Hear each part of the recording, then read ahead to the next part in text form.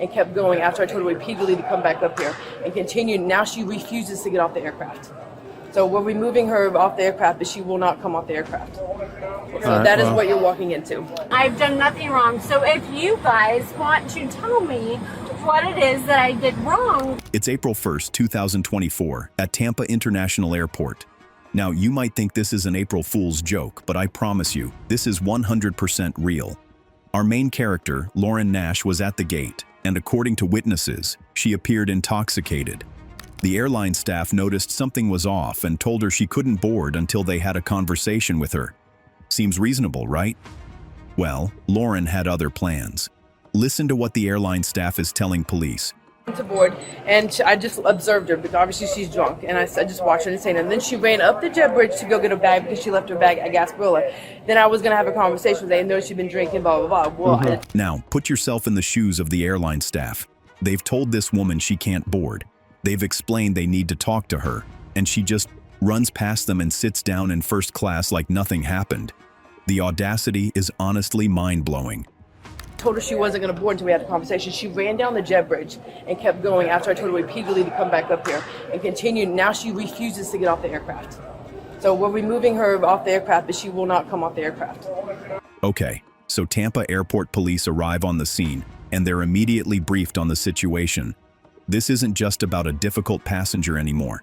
This woman has forced her way onto an aircraft after being explicitly told she cannot fly. And get this, she apparently got in the face of the captain and first officer. So is there any interference? She had gotten in the face of the captain and the first officer. Was yelling at the number one and the captain, videotaping them. But nothing physical, right? It was just... Now here's where it gets really interesting. Police can't just storm onto the plane. They need a supervisor. So they're waiting outside. And Lauren? She's sitting pretty in her first-class seat, probably thinking she's won this battle. Oh, how wrong she was. Behind her, she's the second seat in the green and What's her first name? class. First? What's her name? Lauren Nash. The officer approaches Lauren calmly and asks her to get off the plane. Simple request, right? Just step off. We'll talk about it. But Lauren, she wants an explanation right there, right now. Hi, miss. Can you come off the plane with me? Well, if you can explain to me the reason why. I'll explain it out there, No, but I we would can't. like, no. Miss, this is what's going to happen. She wants to know why, and she's not moving until she gets answers. And here we go. Lauren starts talking about her rights. She's very well educated. She paid for her seat 2 weeks ago, and she's done absolutely nothing wrong. Now, here's the thing is I'm not really worried about the other passengers. Okay. What I am worried about is my rights. Okay. And my rights are that you are to explain to me what it is that is going on. I've done nothing wrong. Okay, so... I've done nothing wrong. So if you guys want to tell me what it is that I did wrong, then maybe I'll cooperate. Well, the captain of the airplane... No, the captain of the airplane is right there. Right. The officer tries to explain that she exhibited behavior that's not appropriate for flying. He even suggests she may have ingested something affecting her judgment. Her response, I have not. But here's what's wild. She's so focused on being right that she can't see how her own actions got her into this situation. Miss, there's something going on. I am You first exhibited, class, Miss Nash, you exhibited some behavior that's not conducive to them. Am I exhibiting that behavior? You've either ingested... Now the officer drops a bomb. He tells her that if she doesn't come willingly, they're going to have to remove all the other passengers and take her off against her will. Imagine being one of those passengers. You're sitting there, ready to go home, and this whole drama is unfolding because one person thinks the rules don't apply to them. Everybody's going to get off the airplane, and then we're going to have to take you against your will. And we don't want to do that because you're going to upset all these other passengers. Things start getting repetitive here. Lauren keeps talking about her bag. The officers keep telling her to grab her bag and leave. It's like a bizarre loop where nobody's listening to each other. But the officers, they're done playing games. They've given her multiple chances, and she's wasted every single one. Can you take my bag that is... No, ma'am, You're refusing to come no, off. I I'm not leaving So- here without my Well, bag. grab your bag and we'll take it. We'll take it Good, with you can do that. You It's can do it, 'cause behind that's this your bag. man. Here comes the moment of truth. The officer has had enough. He tells Lauren exactly what's about to happen. In about 5 seconds, she's going to be arrested for disorderly conduct. This is her final warning. Her last chance to walk out of this with some dignity intact. All right, grab your bag and we can talk while you're walking. No. But you're No, telling me no, what to but do. It here's doesn't work no, that but way. here's the Miss thing. Nash, it doesn't work that way. Listen, grab your Mr. bag. Vasquez, Grab your bag this and is let's what's go. going to happen. What's going to Just- happen is just in bite about your 5 tongue. seconds you're going to get in handcuffs. What are you going to do? We're going to arrest you for disorderly conduct. How's that? And that's it. The handcuffs come out. Lauren Nash is now under arrest for disorderly conduct. But even now, even with handcuffs being placed on her wrists, she's still arguing, still resisting, still acting like she's the victim in this situation. Sorry, guys. We are probably. Ma'am, continue up. Just give me a second, would you? We've had plenty of time. Go ahead and go up. Please go on. waiting Just for you. give me a second. Go. Now comes the walk of shame. Lauren is being escorted off the plane, through the airport, in handcuffs. And folks, she does not go quietly. She's complaining about being pushed, saying she can walk on her own, asking for just a second over and over again. Let's go. Come on, we'll talk. Sorry, folks. Apologize.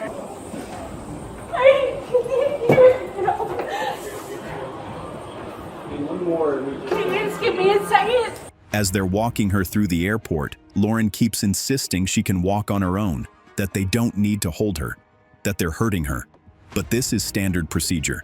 When someone is arrested, especially someone who has already shown they won't follow instructions, officers have to maintain control. We're gonna walk up this way. Don't hurt me. Just let me walk. Just give me a second. Well, you had your chance to walk up. Is this your purse? Give me a second. Would you just... And here's where we start to see the facade crack. Lauren is getting emotional. She's asking for a second to breathe. She's starting to realize that this is really happening, and there's no talking her way out of it. This isn't a gate agent she can argue with. These are police officers, and she's under arrest. Just let me... Just give me... Let me just breathe for a second. Where's your car? No, I can't. Okay, all right. Stop, Let stop, stop. go. Stop. Let go. All right. Lieutenant Porter arrives and tries to calm the situation down. He needs to pat her down for safety, which is completely standard procedure. Lieutenant Porter is professional and calm. He explains what he needs to do and why. Lauren, to her credit, cooperates with the pat-down. For a moment, it seems like maybe she's starting to understand the gravity of the situation. Maybe she's going to accept what's happening and make this easier on everyone. I'm Lieutenant Porter. Listen to me. I'm their supervisor. Listen to me. Okay. I have to pat you down. Okay. Okay, so he's Okay. going to study you Okay. because you're handcuffed. I understand. Okay, so give me, is there anything on you that is sharp? There's- Okay. Look at me. Are you All right, kidding me? I know. Okay, so just stay calm for a minute. Yep, exactly. You're doing great. Just breathe. Perfect, perfect. The lieutenant is actually being really kind here. He's telling her she's doing great, to just breathe.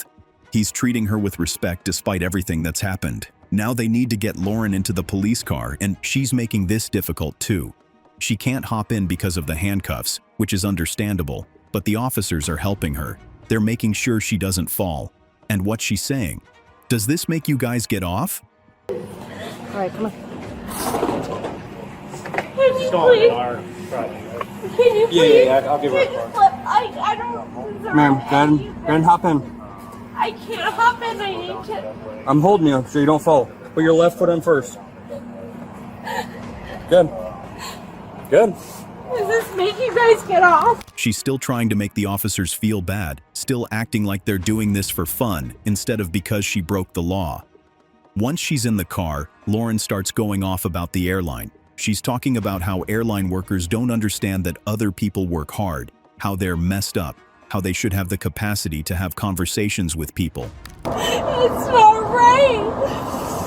Why does an airline have the capacity to have a conversation with people when they're just up because they have to sit there and work every day and they don't understand that other people work harder and they work differently for money. This is classic deflection. Instead of taking responsibility for her actions, she's blaming everyone else. The airline, the officers, the system. Then Lauren drops this gem. I voted for you. I voted for Trump. As if her voting record has anything to do with why she's been arrested. As if telling officers her political affiliation is going to make them say, "Oh, you voted for Trump? Our mistake. You're free to go." You know you don't like to go home at night thinking about this. It's so up. I voted for you. I voted for Trump. I voted for you. It's so up. I didn't do anything wrong. And here's where things get really uncomfortable. Lauren starts claiming that she only spoke up for herself, that she did nothing wrong except have opinions. But then she says something that reveals a lot about her mindset. She claims a black woman at the beginning of the line didn't like her because she was first class. I didn't do anything wrong except for speak up for myself, and I only spoke up for myself. I didn't speak up for myself or anybody else or anything wrong. And this black woman. She's trying to make this about discrimination, but against her. She's completely rewriting the narrative to make herself the victim. Lauren continues down this path, making it explicitly about race. She claims the airline employee didn't like that she was up front, didn't like that she was first class, and wanted to slander her. Then she says this employee should be fired and American Airlines should be sued. At the beginning of the airline did not like me, and she did not like that I was first class. She did not like that I was up front, and she wanted to slander me. She wanted to say all these things about me. It's up, and she should be fired. And American Airlines should be sued for the way I'm being treated. It's so up. This is a deflection tactic. Instead of acknowledging that she appeared intoxicated and forced her way onto a plane, she's trying to claim she's the victim of discrimination. Now Lauren really goes off the rails. She starts making demands about where she should be taken, threatening to sue the officers and their department if they don't bring her somewhere better than where they bring everyone else. She demands their badge numbers, threatening to sue them and their families. I need you to bring me somewhere else than where you bring everyone else, because I do not belong where it is that you think that I belong. Period. If you do not bring me there, I will sue the out of you and your department. Period. Thank you. I want to be comfortable. I'm not a criminal. Period. You bring me anywhere else, I will you in your department over. This is entitlement at its absolute peak. She genuinely believes she deserves special treatment, even though she's under arrest for her own actions. What is your name? What is your badge number? But wait, there's more. Lauren then tries to flex about money. First of all, if that's true, why are you acting like this? Second, do you really think threatening and belittling the officers is going to help your situation? I might have my hands behind my back, but I guarantee you I'll see you in court in a few weeks, What you get paid in a week, I make in a day. Period. What I would appreciate is some water and some fresh air. This is someone who's used to getting their way through intimidation and money. But guess what? That doesn't work when you've broken the law. Lauren keeps going, telling the officers to go home and look at their wives, asking if they're happy with what they're doing. She's trying to make them feel guilty for doing their job. She claims to be a military wife, as if that gives her a pass on following rules. Are you happy with where you're at? Like, is this what you signed up for? Are you kidding me? Yeah, I am clearly upset. And your wife at home would do the same thing, sir. I'm not stupid. The officers remain completely professional through all of this. They don't engage with her insults or threats. They just do their job. If she speaks her mind and somebody at the airport that's black doesn't like her. Yeah, you heard me. Racist. The irony here is absolutely staggering. She's making racial comments while accusing others of being racist. They finally arrive at the jail, and Lauren is still making demands. She wants fresh air and water, which is reasonable, but then she refuses to get out of the car because she's not comfortable with the officers who drove her there. What I would appreciate is some water and some fresh air. Listen, sir. I'm not fresh air on the Listen, ride nope, over. That's fine. I want to be let out on this side. At this point, the officers have shown incredible patience. But patience has limits. Lauren insists that she'll only exit the vehicle if an officer who didn't drive her asks her to get out. She's still trying to control the situation, still trying to set the terms.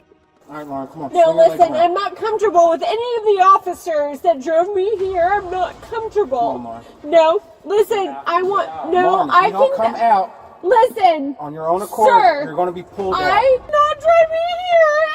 I do not feel safe for anybody that drove me here. Come on, Lauren. No, I want somebody that did not drive me here. They try to accommodate her request, but eventually she has to understand. She's getting out of that car one way or another. To ask me to get out of the car, and I would be okay with it. Let that be known. Well, he didn't drive. He didn't drive you over here. As long as Finally, Deputy Farah helps her out of the vehicle, and Lauren actually thanks him. For a brief moment, there's civility. But as soon as she's out and being escorted inside, the complaints start again. No, I just want one hand, please. Thank you. Follow them in there, okay? Thank you. What is your name, sir? I'm Deputy Fair. Thanks, Just buddy. follow them, okay? No, listen. As they're taking her into the jail, Lauren is still resisting, still telling officers they don't need to grab her or hold her. She calls them crazy and insists she's not a criminal. But Lauren, you forced your way onto a plane, refused to leave when asked, and had to be arrested and removed. These are criminal actions. Listen. You do not have to listen. Stop. You do not have to grab me. Stop it. You do not have to grab me. Walk. You are being so. Even at the very end, even walking into the jail, she refuses to take any responsibility for her actions. Grab me like that is so up. Stand over here. Stop! Stop! Do not! I do not! So what was Lauren Nash ultimately charged with? Disorderly intoxication. That's the charge that came from all of this drama. From forcing her way onto a plane, to confronting the captain, to refusing to leave, to resisting arrest, all of it boiled down to disorderly intoxication. Now, was she actually intoxicated? The airline staff thought so. The officers seemed to think so, and her behavior certainly suggested impaired judgment. But whether it was alcohol, something else, or just pure entitlement, her actions had real consequences. Do you think she learned anything? Drop your thoughts in the comments below, and if you enjoyed this breakdown, hit that like button and subscribe to our channel for more videos like this.